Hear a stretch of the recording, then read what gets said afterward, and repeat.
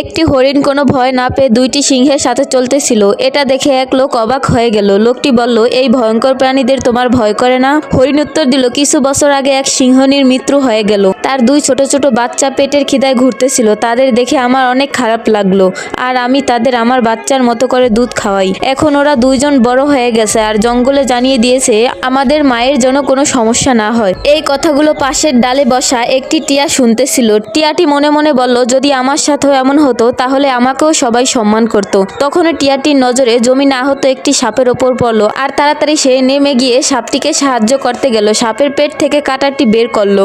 যখনই সাপ একটু সুস্থ হলো, উল্টো সে টিয়াটিকেই সবল মারলো। লোকটি আহত টিয়াটিকে দেখলো আর বলল, এটা তুমি কি করলে নিজের সাথে? টিয়া বলল, আমি হরিণের কথা শুনে সাপের সাহায্য করতে গেছিলাম, কিন্তু সে উল্টো আমারই সবল মেরে দিল। কিন্তু কেন? লোকটি সুন্দর একটি উত্তর দিল, যদি সাহায্য করতে হয় তো সিংহের বাচ্চাদের করো। নিচু মনের কাউকে সাহায্য করবা তো এরকম পরিণতিই হবে। সাহায্য তাকে করো যে তোমার উপকারের কদর করে, না হয় তোমার উপকার মানুষের দুর্বলতা ভেবে নেবে।